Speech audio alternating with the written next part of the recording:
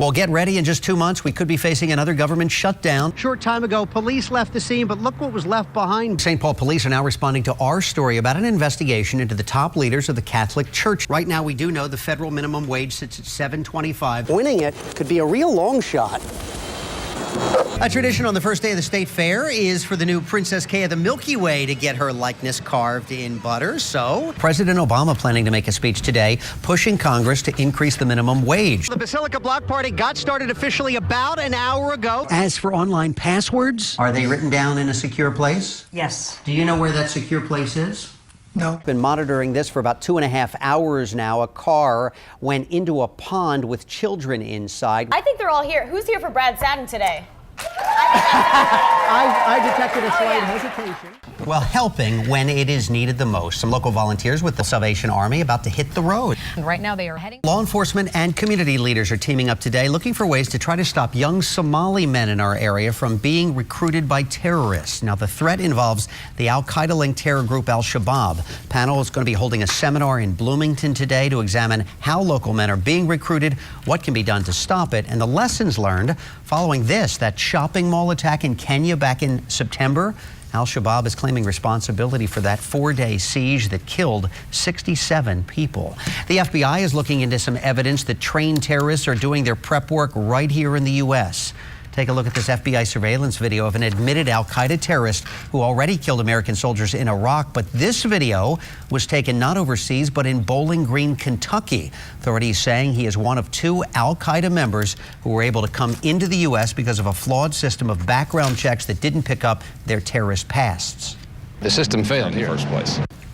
The 2 men in Kentucky were recently arrested when one of the men's fingerprints was found on a bomb planted in Iraq back in 2005. The U.S. has a storage warehouse of tens of thousands of other unexploded bombs that were confiscated over the years. Experts are now examining those bombs, hoping to match more fingerprints. Some new details this morning about that shooting that happened at the Los Angeles airport recently that killed a TSA agent. Coroner's report now says that Gerardo Hernandez died within 5 minutes of being shot. Investigators were looking into whether paramedics could have possibly saved him had they gotten to him faster. It took first responders 33 minutes to get him into an ambulance and on his way to the hospital. More details about his death are expected to be released in the next couple of days. We are now less than 2 hours away from the event many music lovers wait all year for. It's the release of the city's 97 sampler, one of the few CDs nationwide people will wait in line for. Lots of them already are lining up at this Target. This is in Edina. Got the bands playing, music going. The doors, though, are still locked. There are only 40,000 copies available. They cost $33. There are 33 songs on 2 discs this year. It's the 25th volume of the CD, featuring artists like Capital Cities and Matt Hires. CDs go on sale at 8 o'clock this morning, so in about an hour and 45 minutes. As always, the proceeds go to charity. People so look forward to this. I mean, I know for a lot of kids, if you wake up on Christmas morning and you have one like in your stocking, it is like the best Christmas ever. Well, Rusty's been covering this CD sampler so long. The first time he covered it, Start Me Up with the Rolling Stones was on it. Brown Eyed Girl by Van Morrison. Is this true? You're making this up? I'm just making it up. It sounded legit to me. He's been doing it so long. Back to our breaking news right now that we've been tracking out of St. Louis Park off of Highway 7 and Highway 100. Reports of kids in a car that plunged into a pond at the Cloverleaf there. This is the scene that Rusty's been monitoring for a while. Let us go on the phone right now with Catherine Johnson. Catherine, you were at the scene right now. What can you tell us? Yeah, Brad, All right, so again, this happening at this point over an hour ago. That scene's still active there. Catherine saying that no divers are in the water right now, but they may have pulled 3, as many as 4 children out. We do not have any indication of their condition, although our photographer on the scene, Jeff Ganol, reporting a little while ago, he saw 3 of the kids being pulled out, appeared to be lifeless, and were taken to the hospital. So we are going to check back with Catherine very shortly to get an update on this. Again, that State Patrol news conference going to be getting started very shortly. Yeah, a lot of emergencies. And we are looking at this video that was shot just a short time ago. It looks like that maybe they're standing on top of the car, or is it just not that deep? But clearly we can't see the car, the vehicle in these pictures here, but we see the divers who appear to be only about waist deep. And to say again, this is Highway 7 westbound at the ramp onto northbound 100. It looks like Highway hard to say. Rusty, do we know which roads are actually closed right now? This looks like it's Highway both 7, right, 7 Rusty? and 100? This is right there by Knollwood Mall, isn't it, Rusty? Yeah, not too far. Welcome back. As you know, for about an hour and a half now, we've been following this breaking news coming out of St. Louis Park, a car going into a pond with kids inside. We do have team coverage inside. Are we hearing anything about the conditions of the 3 we know, at least 3, that were taken to the hospital? We don't know. We are continuing to follow some breaking news out of St. Louis Park. This for about 2.5 hours now. A car went into a pond with children inside. We know a mother and 5 children were inside the vehicle at the time when this happened around 6 o'clock this morning. We have crews standing by for a news conference from St. Louis Park that is expected to happen at 9 o'clock in about 35 minutes. This is 7 westbound to northbound 100. Happened when it was dark. The kids were all in the car. We understand that CPR was performed on them when they were brought out. We don't know the condition of the 5 children. Again, we're hearing the mom is okay. We'll continue to update you as we get more information. Let us go over now to Rusty with how the traffic scene is there. Brad Sattin is live where it happened with more. Brad? Yeah, we could tell you, Jess, that there have been some problems here at this restaurant. This is called La Que Buena. The sign says open. It's lit up. It has been closed, though, for hours now. Police leaving the scene a short time ago. This is what's left behind. Bullet holes, 1, 2, 3 through this window. 1, 2 here, a total of 5. Again, 1 person dead, others hurt. The crazy thing about all of this, take a look. There are surveillance cameras all over the place. Here on the left side, there's one. Over on the right side, we count 1, 2 of them there. And just across the street here is the Salvation Army. We can count 1, 2, 3, 4, at least 4 cameras there. 1:35 this morning, this Mexican restaurant was open late at night when shots were fired by someone passing by. We know 1 man died at the scene, 2 others taken to HCMC. A 3rd survivor got to the hospital, we found out, on his own. 3 survivors, all adult men, non-life-threatening injuries for them. So far, no arrests in this case. People get that liquor in them some nights and get to acting up. As we mentioned, there are a lot of private cameras here. This one is a police mobile unit. Interestingly, it was put up just on Friday. You can see the distance it is from us. Of course, police are now going to take a look at that surveillance video, possibly if any of these other cameras are working, see what they find. And of course, if you have information, you're being asked to call police. Live in Minneapolis, Brad Sattin, 5 Eyewitness News. Millions of people will see pay raises, but it could be at the expense of some jobs here. Right now, we do know the federal minimum wage sits at $7.25. This proposal under consideration, this is in the U.S. Senate, by the way, would ramp it up in 3 steps, up to $10.10 an hour in the next couple of years by 2016. Government study shows it would increase earnings for more than 16.5 million people over the next couple of years. That would lift about 900,000 people above the federal poverty level. But the report also says it would cut roughly 500,000 jobs, especially for low-income workers. Study also noted that it could mean higher costs for businesses. Of course, that could potentially mean higher costs for consumers, which has been a main argument by Republicans against a higher minimum wage. And this report also looked at if the minimum wage were, say, $9 an hour if it wasn't instead quite of 10 so high. Yeah, there are some numbers on that. Basically, the smaller the increase, the smaller the impact here. Instead of 500,000 jobs lost, the estimation is about 400,000 jobs could be lost. On the plus side, higher wages for about 7.5 million Americans, and 300,000 people would be lifted out of poverty, versus if they made more, that would lift about 900,000 people out. Well, you're talking federal level, but how does all this play out when we talk about, because we know it's going to come up. It's coming up in the upcoming state legislature starting in about a week.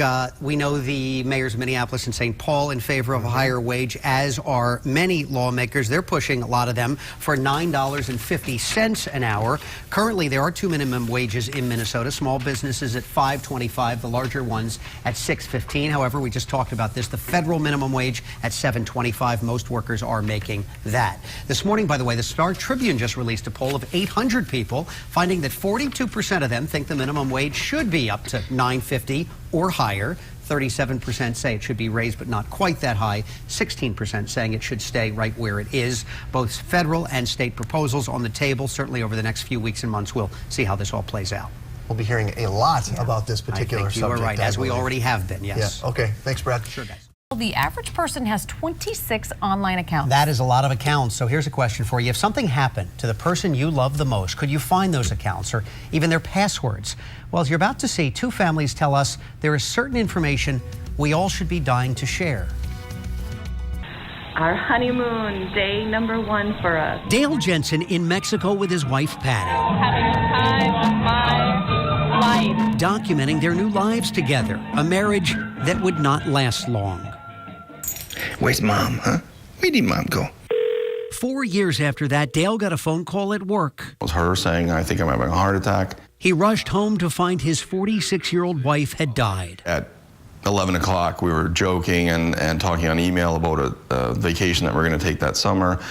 And 3 hours later, I'm planning our funeral. Like many couples, Dale and Patty figured they had a lifetime to have that end-of-life talk. You don't think about it. You don't say, gosh, we need a will because I might die tomorrow. When suddenly, you're constantly sort of getting, clubbed over the head with, yeah, she's dead, yeah, she's dead, yeah, she's dead. That's because they never really planned for it. Patty just never got around to putting Dale's name on her bank accounts, car loan, or investments. And even the software engineer couldn't crack her passwords. What's her PIN? I don't know. You never ask people that. It's a 4-digit number she probably chose when she was 20 years old. Suddenly, everything became too real. Once you're gone, nobody can ever ask you anything ever again. Her death turned him into a detective. An old receipt from a concert ticket helped to find a credit card. And it took months to get balance information on her car, timeshare, frequent flyer miles, and the money she was owed. There's so much out there, and I'm sure I never uncovered all of it. So frustrating, he took to writing. Please, before you do anything else, consider this. First, a blog pleading with others to plan ahead, then to his daughter from a previous marriage, listing his own bills, accounts, and passwords. It's not going to be easy on her, but it'll be a little bit easier because of that. Today would have been his birthday. He would have been 85 today. John and Gail Nafziger were married 17 years when last winter, despite Gail's protests, John went outside to shovel an inch of snow. He came in and said, "You were right, I shouldn't have shoveled." The 84-year-old suffered a heart attack and died. In the blur that followed, Gail took some comfort in knowing their affairs were in order. We had discussed it many times. In fact, we had pre-planned funerals. We had a trust. The trust itself was over 100 pages and made clear who got what. Meticulously prepared and often reviewed. If something were to happen, they were ready. Or so she thought. You thought you were set up? Absolutely. We didn't. We were not. Several lawyers and realtors later, Gail is still sorting things out, blaming the mess on one attorney's really bad advice. Their main thing was, do not tell your children what you're doing. This turned out to be probably the worst advice I've ever had in my life. It left Gail and her daughter feuding with other family members. It was just chaos. Turns out that 100-page trust didn't simplify things, it complicated them. Granting, bargaining, selling, conveying, some of these words I can't even pronounce. Even John's gravesite is in limbo over whether it qualifies for military recognition. Here it is 10 months later, still working out headstone issues? Yes. Yeah. Yes, we are. From the minute it happened to today, she's not really had a moment to grieve for him. If their stories had you saying, I don't want that happening to my family, it had me saying the same thing. So I asked estate planning attorney Jody Cohen-Press to come by and help me sort out what I needed to know about my own parents. Do they have life insurance? Do they have annuities? Do they have retirement plans? Do they have long-term care insurance? That's a big issue. I didn't exactly pass her quiz, so she gave me some homework. You said your parents are having their 50th anniversary? We're throwing them a big party. She told me to fly home and enjoy that 50th anniversary party. But after the cake was cut and the last song played, to sit down with my mom, dad, and brother and get some answers. But where do you even start? You guys had a good time at your 50th? Fabulous. In the off chance there's not a 100th, I thought we needed to talk. Okay. I'm ready. We never had any of this conversation. How come? It's a tough talk because you don't want to think about that time. You don't think about that time. No, she's right. She's absolutely right. If something were to happen to one of you, the other knows where all the passwords are, knows the bank accounts, knows all the information. The other's ready to go? Or? Not exactly. Mom says she is, but Dad? Mom always has taken care of all the details. So if she lands in the hospital or even worse... She's in bad shape. Who's the executor? Who's in charge if something happens? You are, honey. Why is this news to me? I thought you knew it. And it turns out I may not even be the best choice, according to our probate lawyer. You live in Minnesota, right? And they live across the country. Yes. How will you manage that? How are you going to do that? Do I call you? I'm suddenly starting to feel maybe we're not ready. So armed with 10 questions all adult kids should ask their parents, I delivered them rapid fire to my mom and dad. You just give me yes or no, we're ready. Healthcare directive? Yes. Power of attorney? Yes. Hesitation? Hesitation because I'm still thinking about it. Will? Yes. Trusts funded? No. Life insurance? 401ks? Yes. IRAs? Yes. Long-term care insurance? No. Pensions? No. Primary and contingent beneficiaries for investments? Everybody's named? Yes. When was the last time you looked at this stuff? As for online passwords, are they written down in a secure place? Yes. Do you know where that secure place is? No. I couldn't help but notice between the guys, my dad, brother, and me, we didn't know much. I'm learning as much as they are. Isn't it funny that she's doing all the answering? Well, probably not so funny. Cohen Press says that's not all that unusual. One parent may have paid the bills throughout the marriage, and one may have been in charge of taking out the garbage throughout the marriage. And whichever one dies first, either taking out the garbage is going to be a horrible event, or balancing the checkbook and paying bills will be difficult. By now, can you guess who does what in this relationship? I do the trash. And my mom, the checkbook. So it turns out, even if the one person who controls the money is convinced she's prepared, but no one else is, there's a pretty good chance no one's prepared. You and I have to have some conversation about this. I agree. There's a lot of voids here on my part. It's good to have a meeting. It really is good to have a meeting and be able to talk about it. Yes, it is. Sometimes just getting everybody together is the hardest part. Well, we do encourage you to have that meeting to talk about it. We have all kinds of resources, including the top 10 questions to ask your parents or any loved one, really. Online, you can get a lot of information by going to KSTP.com right now.